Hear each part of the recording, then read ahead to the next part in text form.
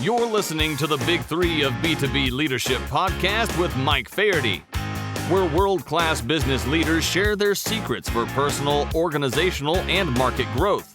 Gain powerful insights from industry leaders that have been tested by the fire. Well, welcome to the Big Three of B2B Leadership, where we invite industry leaders to share their insights on personal and professional growth, developing and maintaining operational excellence within an organization, and then ultimately expanding your company's position or their company's position in the marketplace. My name is Mike Faherty. I'll be your host today. Thank you so much for joining. Today, I've got the pleasure of being joined by Mark Henderson Leary. Mark has started, bought, and sold multiple businesses, and now spends his time helping business owners as an EOS implementer avoid the mistakes that he made and skip right to success. And so I'm really excited to have him today. Mark, welcome to the Big Three of B2B Leadership. Thank you so much for joining me. Oh, Mike, thanks so much for having me. I'm really excited. Awesome. Well, when I was looking for folks that I wanted to talk to, your name was one of the first that came to my mind. Every conversation that I tend to have with you, we can really get into it. And so I'm excited about getting your insight on business and these three, what I'm calling the big three areas today. So I wanted to actually just kind of start with you a little bit and kind of your background. Now, if my memory serves me, business wasn't your first career choice, was it? Oh, no, not at all. I'm trying to think how far I want to go back. So my education is in music. So that was a million miles from that, which then flowed directly into wanting to be a cook and a chef, and later a restaurateur. That was my dream in life after deciding that being a famous rock and roll guitar player wasn't working out. It was to be a brew pub owner. And then that didn't work out. And that's when I flowed into becoming an IT professional. And so that was an experience. And I was very good at that from the technology perspective. And then that actually flowed me into being an entrepreneur in the IT space. And then that flowed me into marketing and selling and telling the story of a company. And then that flowed into leadership and what it is to be our best and have our companies manifest the best parts of ourselves and our lives. How do you think that journey has informed the insight that you bring to the table? That diversity of experience and background and in other disciplines outside of business or technology, how do you think it's informed your perspective? Oh, well, it's good fuel for the imposter syndrome. If you're sitting in a room full of MBAs and the music, you kind of got to cut through a couple of layers to realize that there might actually be some musicians in the group. So it's, I think it's given me a lot of insight into the unity of life, that a business person is not different than a family person. Same animal. You got to live in the same world. And so understanding that you must understand yourself well enough to live your life's purpose.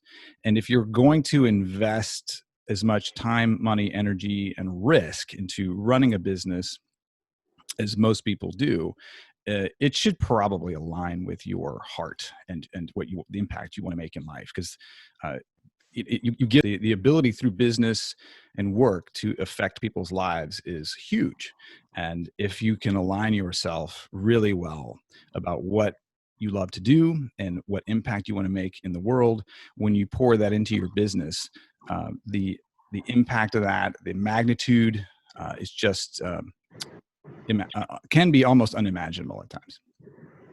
That's awesome. You've said, and I've read some of your writings, and you've talked about that you believe that a leader really is responsible for three things: building people up, leading by example, and the leader's heart is a servant's heart. I really wanted you to expand on that, on those principles a little bit, because I thought they were really interesting. Why do you think it's important to build people up? I mean, it seems obvious, but why do you think it's important for a leader to actively make that an objective? No, it's a great question, and I don't think it's as obvious. I mean, when you say it like that, it kind of has an obvious finish to it. But on our daily lives, and when we set objectives as a business owner or a leader of some kind, we don't necessarily go there first, right? You know, it's like, I need to get this proposal out. I need to get this product launched. I need to improve profitability. I need to get the marketing figured out. The sale. These are all sort of tactical process, non-human looking goals. But the one thing that this sort of becomes painfully obvious for a business owner who starts as an individual is they're a technician, very Michael Gerber, right? They're doing work. Their job is to grow the business. And at some point you bring people into the mix because you run out of time. And so then you've got people who are also growing the business. But as you see this start to unfold, the idea of making an impact is just so limited by what you can type as an individual. You have to get people to do work. And more than that, you have to get them to think and have judgments. And then eventually you've got people who you've grown to teach them how to grow other people. So you have this significant human network, this machine of human emotion and passion and judgment and decisions that just has a multiplying effect on the ability to make an impact. And that does, again, kind of sound obvious. Like, you know, I can only type so much, but we don't do that. And why that's the case is that we just get comfortable as technicians, and there's not enough reminder, I don't think, that when you hit that ceiling to grow your organization through people, your job transforms completely, and in a way that is so jarring and so unrelated to the previous work you were doing. It's uncomfortable. It seems impossible oftentimes. We're a million miles away from people who could mentor us in many cases into transforming into this role. And the demands of the business are still the same. It's still, the customer's still complaining about the same thing, and the products and the margin, that's all still the same, except our mode of getting those done has completely transformed. And it's not an obvious transition to change that function and role to be a person who grows other people, so you can get this multiplying effect and have an army of people who share your vision, who are rowing in the same direction and helping you get that done without you having to do it for them. That's the power of leadership, right? That is impact on an organization is others, bring others. I what is a leader's heart, or a servant's heart, and how does it relate to a leader's heart? Talk to me about how that happens to you. Well, this can get philosophical fast. But I do think that leadership, and I think the seminal text on this is "Leaders Eat Last" by Simon Sinek, and I think he paints the picture really well. That leadership is not about glory; it's not about power and reward. Those are the results of what a community brings to a leader in exchange for their willingness to lead. And so if that's the case, if a community will disproportionately reward their leader in some way, they must be providing some significantly important service to the community. And what that is in those cases is a willingness to protect the community, whatever that community is, whether that's the vision of your company, that's the employees and making sure they get paid. It might be the family. So leadership really starts with the willingness to put yourself at risk of some worthwhile pursuit with a negative outcome, in most cases without the guarantee of any kind of reward. And so that never changes, right? So if you think the reason this servant's heart becomes important to contrast is that if you pop out of MBA school and you kind of flow right into the middle of an organization, you're kind of born a quote unquote leader. Well, that's not what this is about. And if you really want to lead, you have to understand that you are going to have to put yourself at risk, at higher risk than everyone else in your organization. And if you do that and do it for the right reasons, you will have great results for the organization first. And then sometimes you get the glory and the rewards as a result of that. So what do you think, aside from being a servant leader, what do you think what are the traits that you see or the characteristics that you see most often in really high performing, successful CEOs? What's the common denominator whenever you meet them? You've met a lot of them through your work. What's the thing that you see? What's the common denominator? Well, I'm going to break the terminology apart because one of the things that I do in my teaching is, based on EOS philosophy, the entrepreneurial operating system. We don't use titles in that sense. We find it's kind of counterproductive, because what's a CEO? Like, you're thinking of three things right now, and I'm thinking of three others. Right. So there's a visionary leader and there's an integrator leader. An entrepreneur, business owner, the senior leader can kind of be one or the other. In some rare cases, both. But the difference is the visionary is about taking a bigger bite of the future. They dream big. They're cut from the cloth, possibly in a smaller way than a Steve Jobs, but in that direction. They're trying to move forward with some aggression and there's an import to what they're trying to fix and solve and conquer. The integrator side of that is more about there's a plan, and I feel passionate about executing this plan, and I can drive accountability. And so entrepreneurs can show up in both of those forms. And it's important to note that, because if you don't see yourself as a visionary leader, that does not mean you're a bad leader. Because in fact, that integrator leader is more rare and is a critical ingredient for the business side. And I'm working to get back to your question specifically. So to be an integrator, to be a plan executor at a high level is so valuable. If that's you be proud and honor yourself, because that is, in most cases, the critical ingredient to successfully growing a business. The visionary side, more common entrepreneur, typical, notable, loud personality, risk taker, like me. I'm kind of that. I've got 20 ideas every single day. 19 of them are not that great, but it takes me a while to figure that out. So it's kind of that visionary side. So what creates success? And this is actually the essence of what I study now, because what I've figured out is, when I teach the EOS tools to a business, I've realized that the tools just work. They always work. They're figured out. They're simple. They're comprehensive for the business. They always work. And I'm done challenging those tools. It's built on the realities that have worked for hundreds of years and will work for hundreds more. But that doesn't mean companies don't get stuck. So if they get stuck, why is that? And it's, of course, comes back to leadership, which is the essence of your question. So the visionary needs to understand that when they get stuck using these proven tools, it's going to be about them. And if they're willing to look at themselves, if they're willing to own it, then we can go deep. And if they're not willing to own it, then they're going to get stuck and stay stuck. And that's not somebody I want to spend a lot of time around.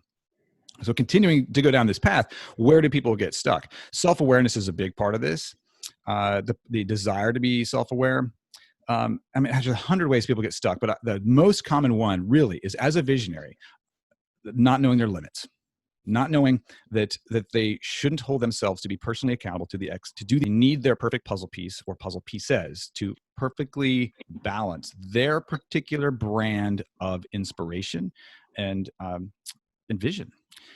So that integrator oftentimes ends up being that sort of puzzle piece. But now I don't want to talk so tactically about that. I mean, every visionary at some point needs to bring an integrator into their organization. That's pretty much my patent opinion, with some very rare exceptions. But it's more about, I think, on the journey. What do you do with the ideas, and who does the work and who does the implementation? People who are successful are really good at delegating. They really get the stuff that they're not great at in the hands of other people. And that doesn't mean people necessarily on their payroll. That might be advisors, friends, outsourcers. And they'll put work in the hands of people for a while until it doesn't work anymore. But you've probably seen it. You see those people who just have an army of resources, and they think quickly and they hand it out, and they don't sort of hoard all the work, as opposed to, which you can probably imagine. Visionaries right now in the time of COVID are thinking all kinds of ideas, and they're running out of bandwidth on their teams. And so this is a very difficult time for visionaries to just be overloaded with ideas and have a massive frustration with the inability to get it done. So what they need to do is really find a way to refine that set of ideas down to what they're going to be actionable with. And that might be advisors, and that might be just understanding how to have good conversations. But all that to say, I know I'm kind of rambling on this point, that it is understanding your limits. It's really about understanding your limits, bringing in the right people, the right resources. And this is back to that initial point. You will not grow your business. You will not realize your dream if you think you're going to type your way into that. You are going to have to get great at creating some form of a leadership team, even if that just starts with one individual, because that's what the success is about, being able to inspire, enable, and inform a very capable leadership team. Is that enough? Yeah, that's excellent. Thank you for sharing that. There's a lot of really, really interesting thoughts there. So I love the idea of that these visionaries, first of all, making the distinction for people right now who are in leadership positions. I think it's a really interesting exercise to just be, as you mentioned, self-aware enough to know, okay, am I a visionary or am I an implementer? Am I the one that comes up with it? I'm an implementer. And yeah, are you a visionary? Are you an integrator? Am I a thinker, big idea person, or am I a doer, executor, but not the same? And they don't coexist very well in one human being. So there's honor and there's, I think there's people think I'm an implementer, but I should be a visionary, and just understanding that it's a critical component and it's a critical skill set, and every great business has a great implementer involved in it, and it's extremely valuable. And that doesn't mean that you're any less, important to an organization if you are the implementer in the group. I think sometimes people just feel like, well, I should be a visionary, and as a visionary, and I would probably put myself in the visionary category. Not probably. Right. Every visionary is just desperate to find an implementer to work with and to partner with, and to share. Yeah, the integrator function is exactly. Here's the problem with the integrator role. It is the non-glory role. It's Walt Disney, everybody knows him. Roy Disney, small number of people know Roy Disney. Visionary integrator. Apple was, of course, Steve Jobs, going to be in the history books. And Tim Cook, before Steve Jobs left, how many people knew Tim Cook? He was really functioning as the integrator side of the business. So there is sometimes ego, right? That's a big factor here. And I was having a conversation just yesterday with somebody about that exact concept, that if you really are the integrator function, but your ego keeps pulling you into being into the visionary side, you are robbing the world of your really rare, valuable gifts. And so that can be tough. I can see that, because I'm ego motivated, put my name on all kinds of things, and I like to be seen. So if somebody told me I was a super valuable resource as an integrator, I would be a little heartbroken, to be honest. But luckily that's not the case for me. But the truth is that as a visionary, I'm not that valuable. I mean, how many great ideas are out there? I mean, I don't mean to insult you, but the 25% of the population has the DNA to be a visionary of some kind. But I had a conversation with an angel investor a couple months ago, and he's like, look, man, I'm trying to put my money in places, and the last thing I need is another great idea. Like, that's not the missing link. It's the ability to execute and follow through. And guess where that comes from? That's the integrator side. The integrators are what unlock the business. So if this conversation yields like one super straightforward tactic for visionaries who are trying to grow, it's be on your quest to find your perfect puzzle piece integrator. Like, that's the one thing. And there's lots of things you need to know about that, but that's I would distill it down to that. It's more valuable than anything to grow your business. It's absolutely, it's the yin and the yang. Those things have to work together, and integrators will also, when they will limit themselves at times without that visionary there to kind of spur the next, to expand the horizon and to help see around corners and to think a little bit bigger and to challenge status quo. They really need one another absolutely to be successful. Yeah. I had that conversation just exactly yesterday with an integrator, and it's not just that they can use it, it's they're dependent upon it. So that visionary is creating great ideas, bringing a bunch of half-baked ideas to an integrator who will be kind of pessimistic. Like, and a lot of integrators are kind of maybe self-described Eeyores or a little more negative. But when you pair them up well with a good, inspiring vision, where there's super high trust, because that's a critical factor. Like if your visionary brings you a bunch of like terrible ideas, you're going to be like, I don't trust you. And it's going to be painful. But if after conversation, you kind of strip away the excess and get down to some really powerful stuff, that's fuel for your integrator to say, man, I don't have to be optimistic. You've got me fired up, and you don't have to be negative and doubtful. I got that covered. And together we create this really galvanized plan that everyone can get behind. And thank you for doing your part. And thank you for honoring my contribution. So when we look at organizations, I think everyone at this point understands the value of culture and how critical it is to the overall success of an organization. But I was thinking, and I really wanted your take on, can you have a great culture and still underperform? Is this a riddle? Will I be able to cross the troll bridge if I get this right? So this is, I saved the softballs for the other guys, the faint of heart. This is, I don't know the answer to this, is why I'm asking the question. I was thinking about it as I was kind of preparing it and thinking, I wonder if that's possible. I wonder if you can have a great culture. Well, it boils down to definition. It absolutely boils down to definition. And sure. Based on my definition, the answer is yes. So to keep it simple in thinking, culture is by creating a community of people who share your beliefs, your most sacred beliefs. And that's the core values concept. 3 to 5 statements that everybody can rally around and unify, that tells the story of you're one of us, we're one of you, we're together. That's just getting the right people in the room. We've not given them objectives yet. And so that's where we can go wrong. So we can take people we love and put them into jobs they can't do. And that could be good, feel good as a culture. You can have people that you love to hang around with, and they sort of talk about the same kind of things, make good decisions when underinformed. But when you set them down the wrong path, you give them the wrong tool. Now, it would erode the culture eventually because you're going to demotivate people, but you can conceivably have people with the wrong objectives, the wrong missions, the wrong seats, and have wrong set of goals. Like you could actually take a very high performing company and just adjust all the goals, right? You could say 100 becomes 200, and you could just do an underperformance. It becomes relative. So there's an alignment component that really involves beyond culture. It's data, it's focus, it's right person you got the right person. Let's get them in the right seat. Are we rowing in the right direction? I love this team, but we're literally going the wrong direction. That would be an underperformance. Yeah, no, I think that's a good distinction. I guess by that same token, you can have a high performing. You can have an organization that's meeting its objectives and also have a poor culture at the same time.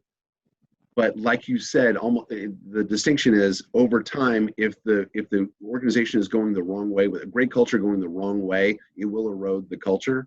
I think the same thing would happen as well if you had the success happening, but a poor culture. Eventually, that poor culture would pull back the ability to be successful and to hit the objectives, or the culture would have to be corrected in order to maintain that momentum. It would be a drag on the success of the organization, even with the best strategy, the best objectives, the best direction. It's such a massively important part of business that I think many leaders intellectually understand and appreciate, but often fail at valuing and investing in to the degree it needs to be invested in, because it's not something that would just happen. It's not just a matter of picking the right people and then you're done. No, right? It's only half. Yeah, that's just you need both. Yeah, you need both of it. But so you talk about underperformance, and I guess I wanted to throw a little bit of a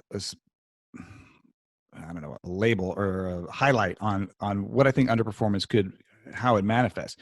So a specific type of performance is winning, right? So winning, whatever that means to you, but you probably are sensing it right.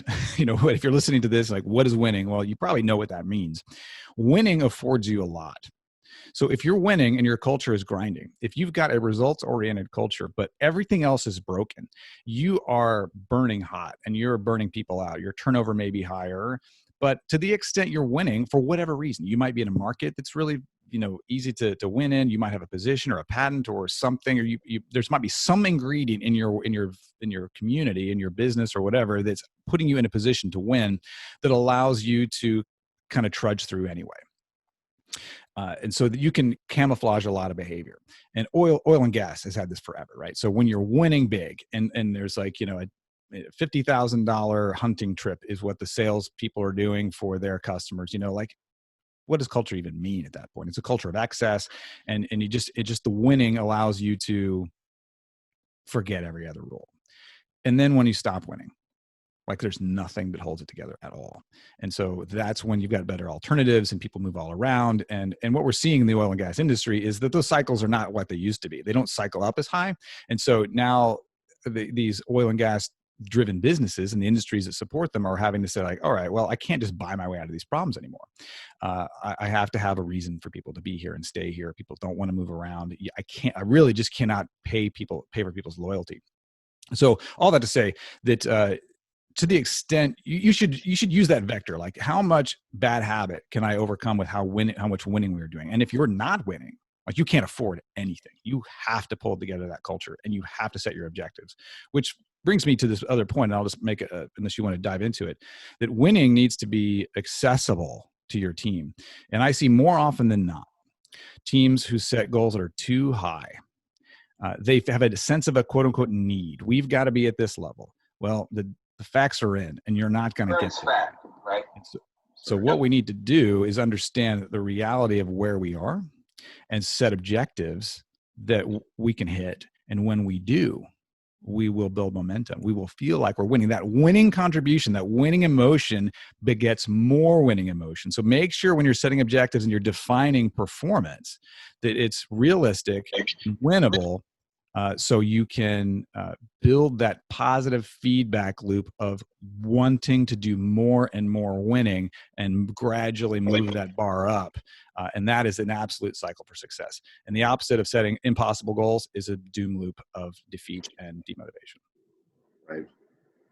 What do you do, Mark, to, if the big three, if the first step in the big three is personal and professional development, growing ourselves as individuals, what do you do consistently to sharpen your axe?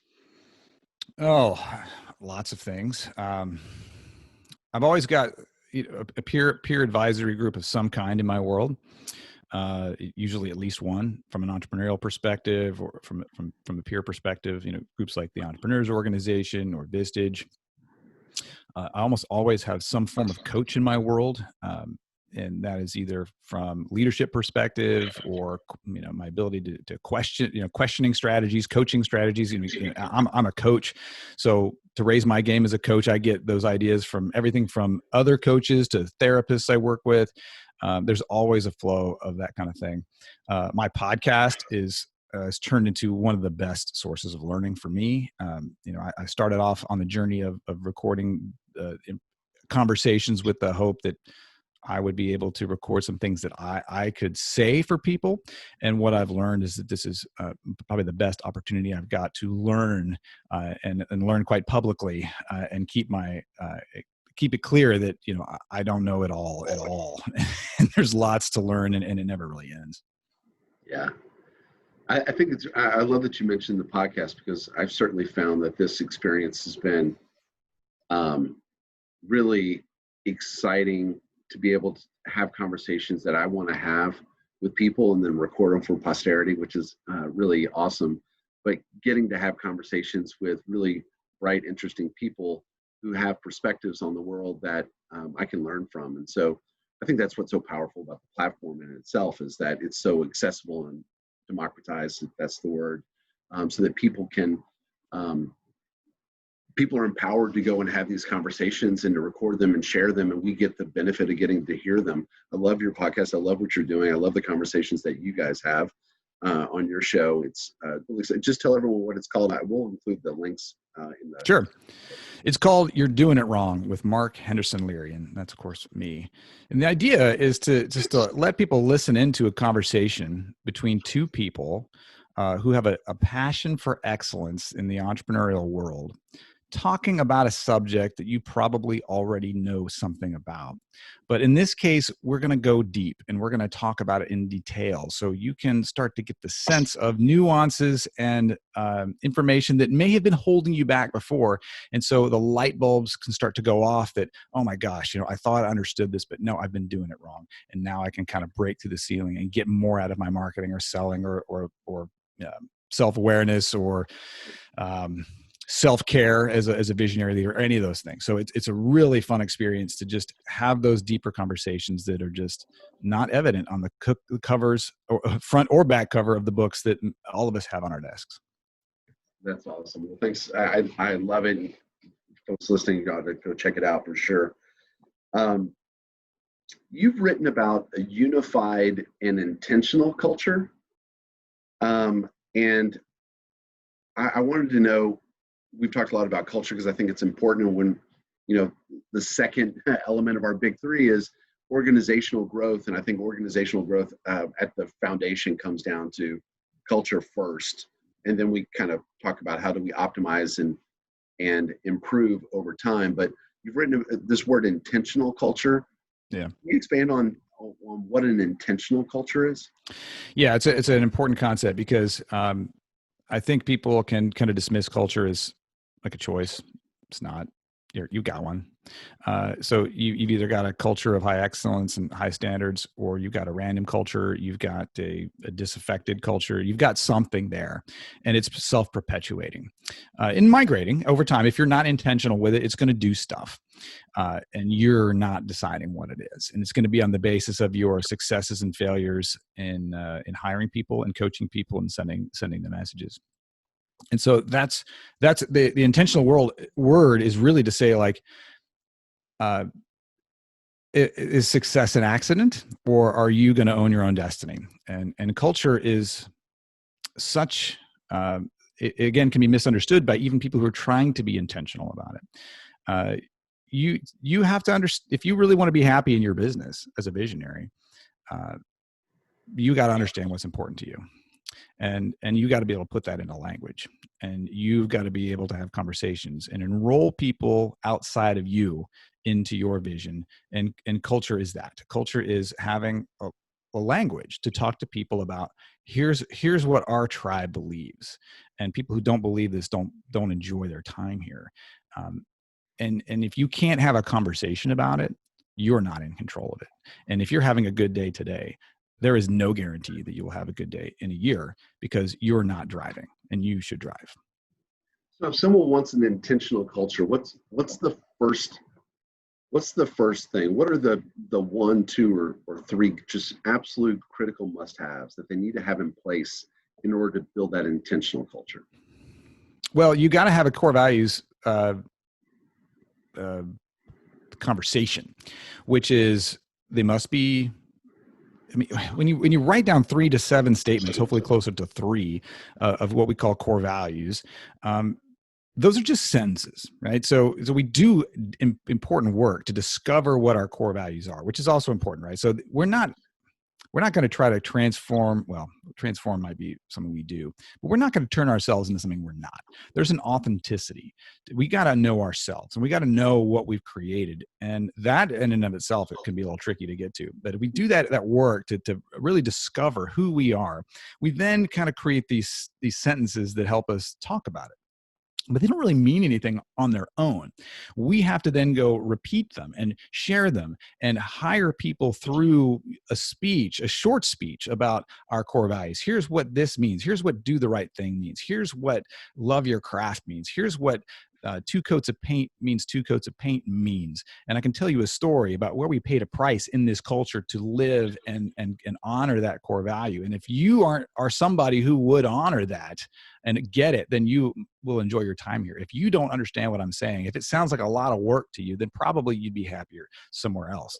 And you start the conversation there, and then you repeat the conversation. And as you tell those stories around these 3 to 5 word core value statements, they become imbued with the meaning that all the stories that the culture knows, and it becomes alive in the organization. And those 3 to 5 statements just don't tell the story on their own, but when you call them out in the company, people know exactly what you mean, and everybody lights up around it. How does an aspirational, idealized thought how do you rationalize aspiration against the reality of where you are today?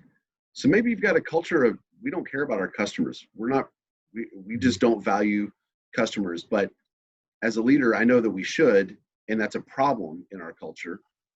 So how do I rationalize between who we are a culture that doesn't value customers the way they should, and we need to be one that does. So aspirational value versus the reality today. How do you navigate the chasm there?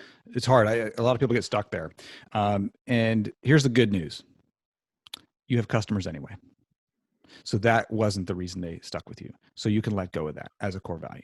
So figure out what it was that was core that got them to you. Now, that's really the essence of a discovery of what's core. Is it about detail? Is it about telling the story? Is it about our connection to people? Is it about there's some language you can describe about what really did glue you together? What behaviors and decision-making can you count on even on your worst day? And once you've got that figured out, you can galvanize the team that trusts itself. And then you can go back and say, all right, we've got to do other work. We've got to improve process. We've got to do things that are going to improve work initiatives and projects and things we're going to do to increase quality. We're going to define exactly what quality looks like. But if you try to imbue an objective of an idealized value that you just never owned, it's going to look fraudulent from the beginning. You just have to let go of it. And you've got to then measure outside of the core values, outside of the emotional side of this, what does quality look like? Do we need build processes? And we solve these in a very tactical capacity.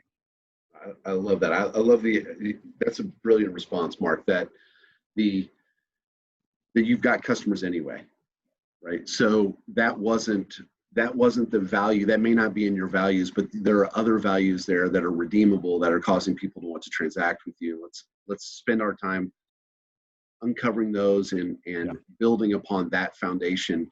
And maybe we grow into a customer first culture if that's the direction we want to move, but we are somewhere, and there's some redeemable qualities of where we are right now.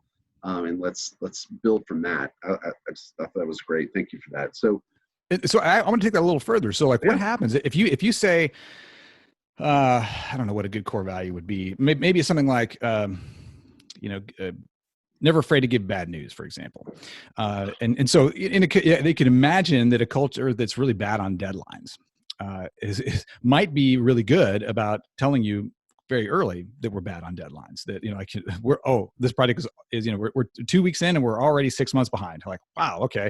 So if you establish that you're really good at having hard conversations and giving people bad news, then you seek customers who value that, and you turn it up to 11, and you have conversations like, look, if you want to work with us, we're going to give you it straight, and you're always going to be able to trust us because you're never going to have any blind spots, because we're always going to give you the bad news. Nothing's ever going to sneak up on you. And now you've galvanized your clients, and everything kind of goes up to set expectations very clearly.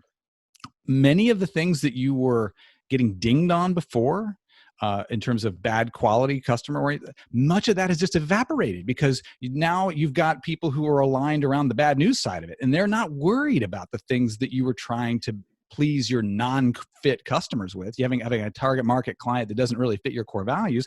Once you get rid of those people, maybe your new customer base don't even care about those things you were beating yourself up about before. Yeah, that's great. Thanks for expanding on that.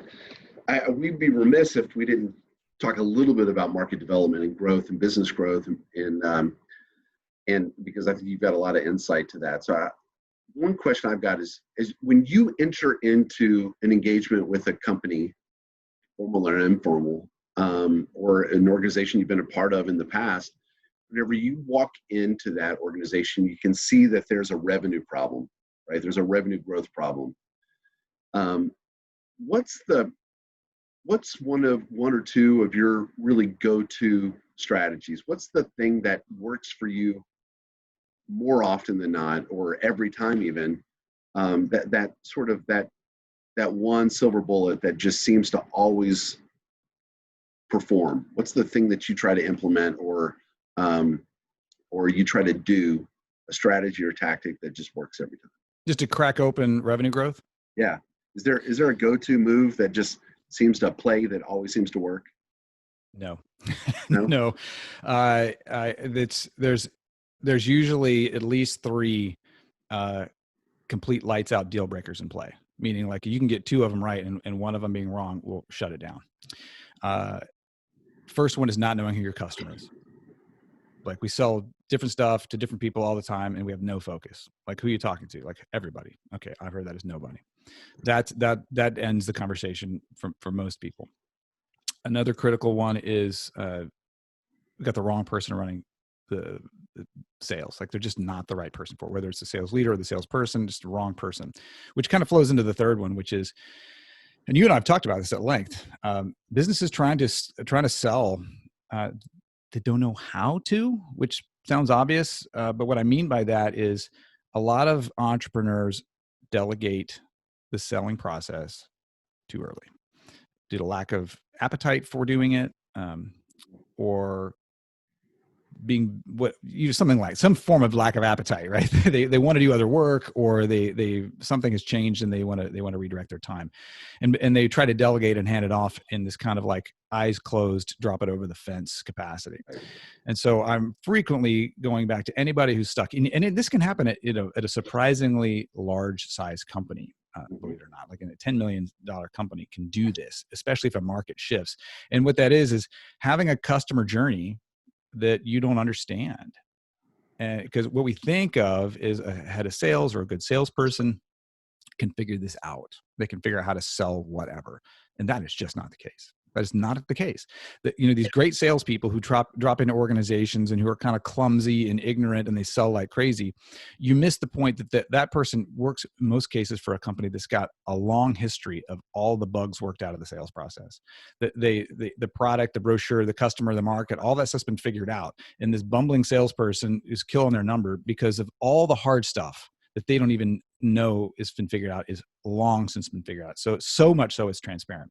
So in an organization that has a disconnect between the customer journey and the sales process, it's almost insurmountable without the sharpest tool in the shed, which is almost always the visionary, getting in there and figuring out who actually is my customer. What do they need to hear from me? What is the precise language? What is the precise way they want to buy? And can I do this over and over again? And I can make this repeatable and then get that into the hands of a team who can follow the instructions. No, that's brilliant. We deal with this. I see this a lot. And I call it the hand-to-hand combat stage. That there is a stage in a business's journey where it is not only necessary but ideal that the founder, leader is engaged in hand-to-hand combat with his customer and moving deals through the process and getting a result at the end of it.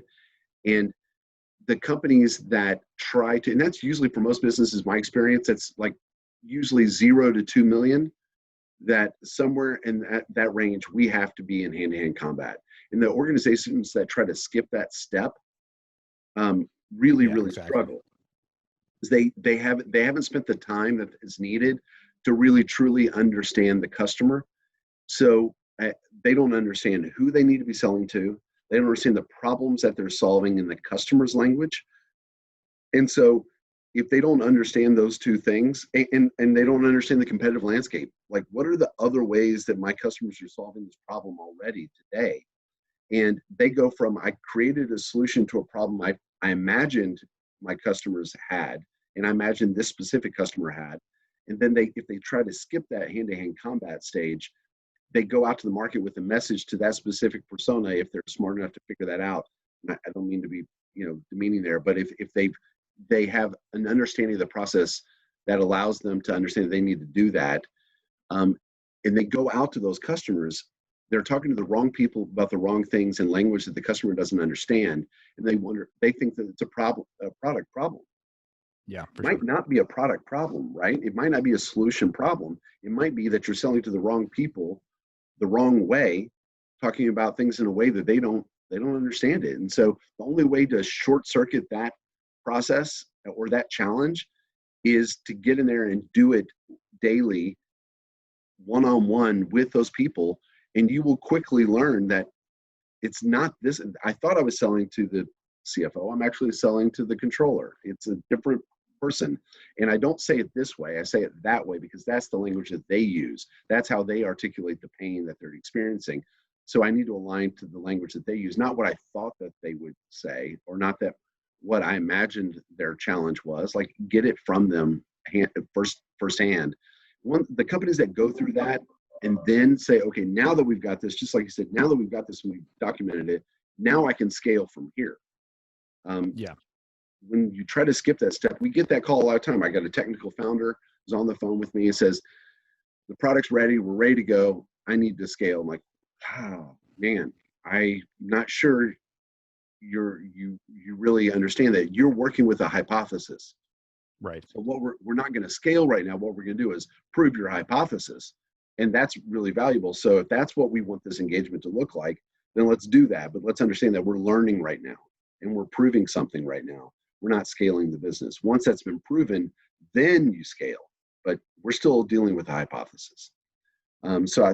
Thanks for sharing that. I think that's really important. And it's what you described, I think, boils down to listening and learning. And you said the word learning. We're learning right now. And the default operation of a sales organization, I mean, if you really get good, they're doing good listening. But who can listen to the customer in a way that can affect the product outcome, your service, that whatever? Like, not that many people. Like, so if you're the visionary, can listen and learn in a way that transforms the product and service and everything that a sales rep can't do. Now, you can build a very high functioning sales organization that has good listening and learning, but that is way harder to do actually than it is just to do the listening and learning yourself. So you have to really get good at listening all through the sales process, and any barriers to that listening are very expensive. And so that's why it boils down to exactly what you're saying. I'm curious, if you could go into the lab and create the world's greatest sales leader.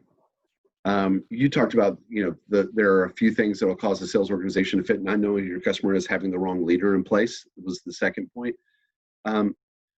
So if you could go into the lab and just kind of create the prototype, the characteristics and experience and skills that you would want an ideal sales leader to possess, what would some of those things be? What would that look like?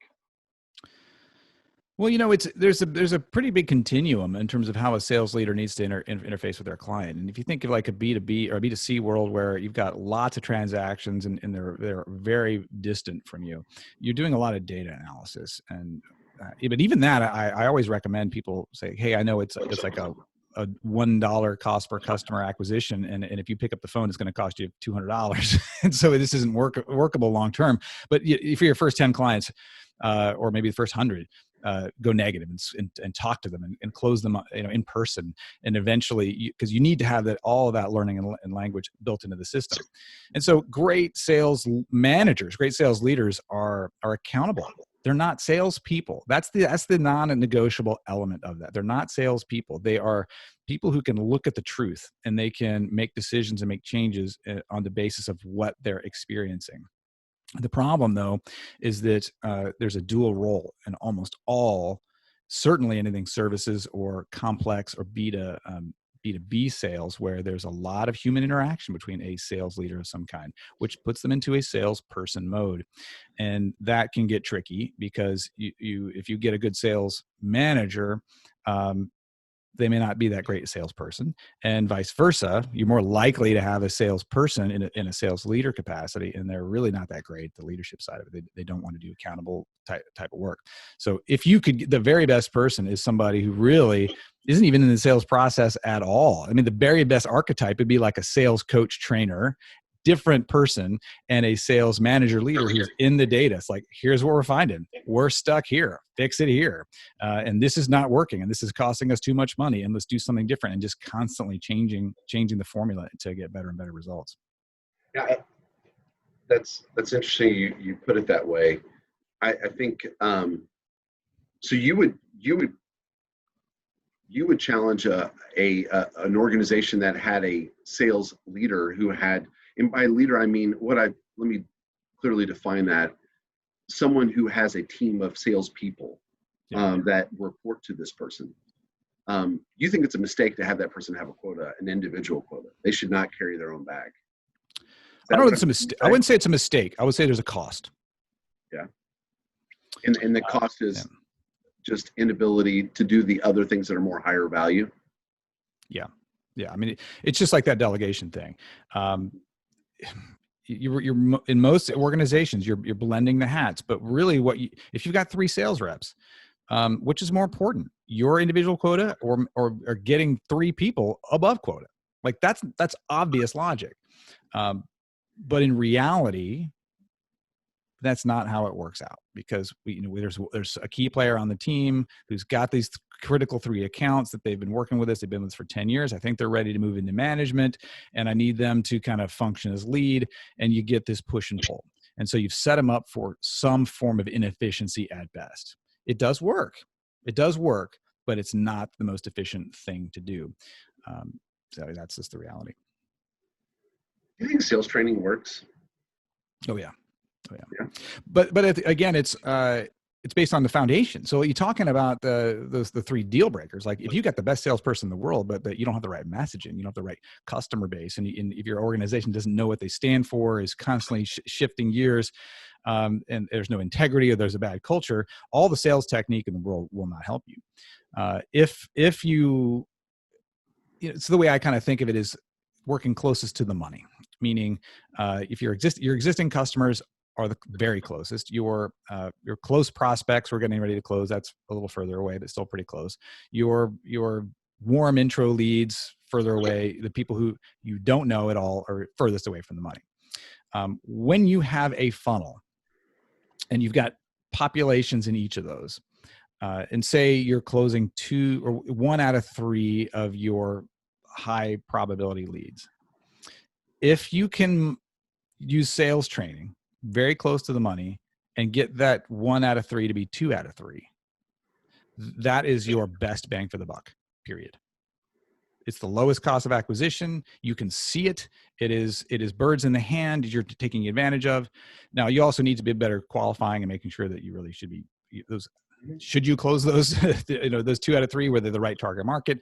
And that could be another part of the equation. But generally speaking, if you've got a pipeline full of stuff, your best place to apply pressure is closest to that deal and increase efficiency. And sales training will do that, assuming a basically healthy pipeline. Yeah, if you could optimizing each of those conversion points all the way from they don't know who you are to they've got a proposal being considered. If I can only move one of those numbers, I want to move that last one. If I've got $1 and I got to spend it in one of those places, I'm spend it on the last step. I agree, but another thing to consider though is if I can just marginally increase, just based on the math, if I can just marginally increase each of those conversion points just by a little bit, there is a compounding effect that happens through the entire funnel by just making marginal improvements in each. Just get a few more of those leads to know who I am, to get a few more of the people who know who I am to consider our solution, to get a few more of those proposals to be closed. If I can just make marginal improvements, I can really improve the bottom line. But that requires an investment in multiple stages it requires different skill sets and likely different people or different strategies for marginally improving each one of those places. So I 100% agree with you. If I can just affect the one at the very bottom of that funnel, that very last stage, the one closest to the money, as you put it.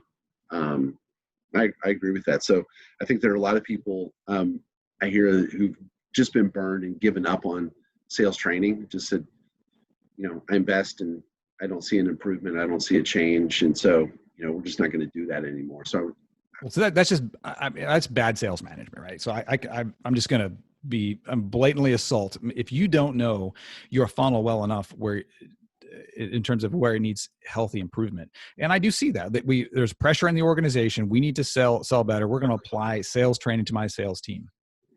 That can fail in a lot of places. Why are you applying this? Are you trying to increase prospecting strategy? Are you trying to increase closure rate?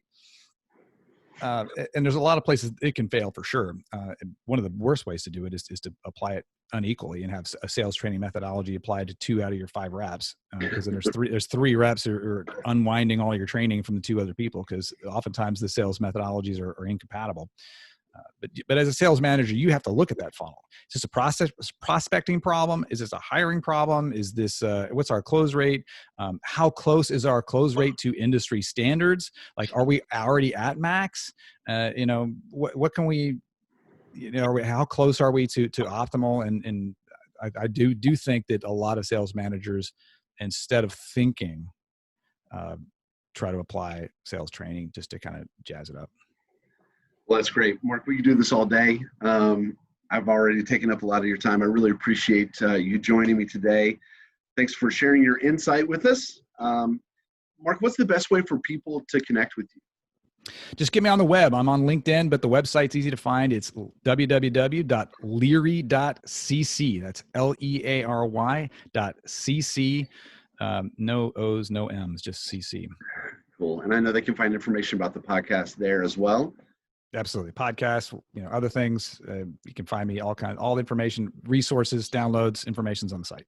Awesome. We'll include links to your website and some of those social platforms as well, where we post this recording. So thanks so much. Look, thanks everyone for listening. And remember that B2B company leaders grow companies faster when they focus on the big 3. Everyone have a great day. Thanks so much, Mark. Awesome. Thank you, man. Pro Sales Connection is a sales and marketing firm that has been helping B2B companies grow faster since 2009. Learn more about our proprietary fastest path to revenue process for B2B companies. Experiencing the possibilities begins with a short 15-minute call. Schedule yours at www.prosalesconnection.com and click Get Started.